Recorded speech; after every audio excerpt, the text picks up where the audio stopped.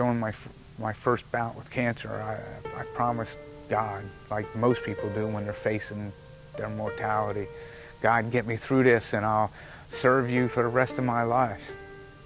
The only difference is that I meant it. Never considered myself a real religious person up to that point. God put something on my heart though. To this day I can't explain it. I get more joy being at this church than anything else that I could possibly do. I was scared.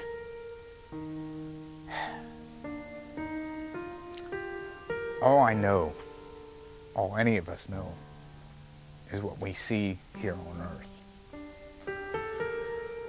I was scared because I'm not ready. I know deep inside I'm not ready. I have a 2-year-old grandson. I'd love to see him graduate high school. I have a beautiful 17-year-old daughter getting her license in a few days. And hopefully in a few weeks we'll be sending her to Australia for International Youth Conference. She worked really hard to achieve this, and I didn't know what God had in plan for me. I don't know what He has planned for me. Everything was going along so wonderful. All my plans were falling into place, and we looked like we were going to achieve our goals for our kids, and that's all been removed. But God's wonderful. He's opened up doors, with fundraising for my daughter.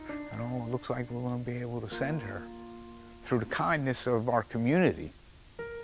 And that, again, is a sure sign that God has been working His way in my life, because these people have no reason. Some of my competitors that have donated,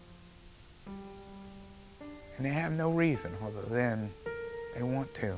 God put it on their heart, which is totally, when you sit down and I think about it, I'm amazed. I was amazed by the fact that He gave me 14 months of not worrying about cancer and then bringing it back. It was like I haven't learned the lesson that He's trying to teach me. Right now, to be humble and to let everybody I know about the glory of God. I really believe that's what He's trying to do, because I've been in situations where I could have told somebody about the change in my life that God's given me, and I didn't. And it haunted me for days and weeks. It just haunted me. Then another opportunity came, and I took it, and I let this person know in a hospital. I was in a room with 300 other cancer patients. This lady sat next to me, and she goes, "God's wonderful, isn't He?" I looked at her, and I could tell you she was a Jewish woman. And I said, "Yeah, God is wonderful." And he goes, "Even though He's given us cancer, it's a blessing."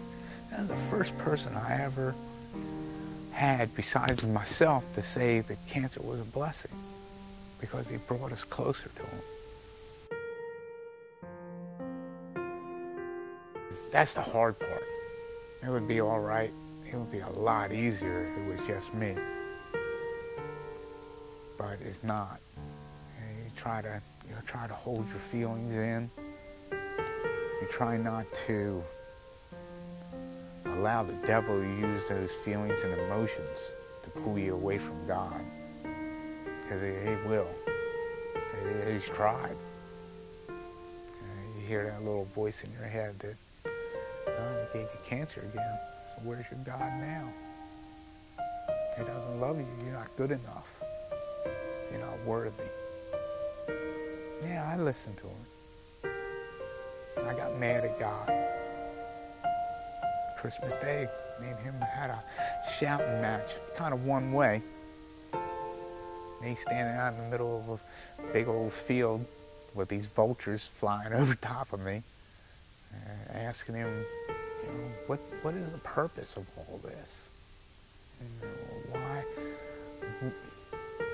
And I said why, and I know not to ask God why, but I said why. And I felt bad afterwards. But after I got that off my chest, in a day or so, I started feeling better for no reason at all. No reason at all. Opened up my Bible again and started reading the Word. And understood that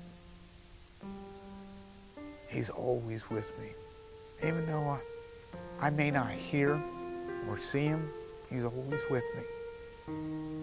Right now, He's chosen to sit back and let things work their ways out.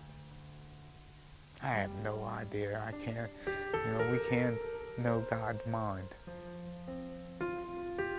What His will is, we're lucky if we get a glimpse of it. The more I learn to give everything over to God and let Him handle my worries and my concerns, the easier it's gotten for me. I don't know what tomorrow's going to bring. Hopefully some news that we can make a decision on what I'm going to do, whether I'm going to operate or live with this or what, I don't know. I do know, no matter what happens, I will always keep God and always be a son of God and always want to serve Him. No matter what, I will serve Him until my last dying breath, because there's nothing more joyful in the world to me than to be able to serve His church, serve His people, and to be one of those people. A close friend of mine here told me that he's envious of me because I'm sitting on God's lap and I have my head in His chest.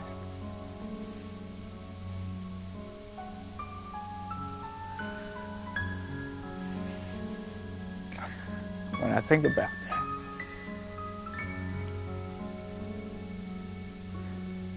I thank God for His mercy.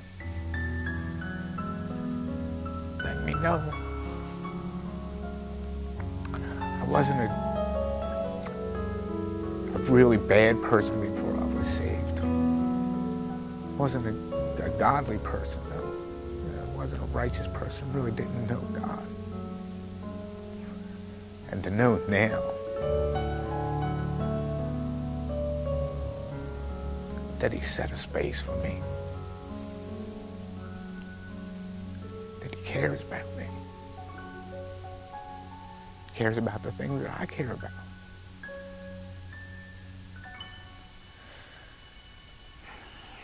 Never in my life have I felt so much love.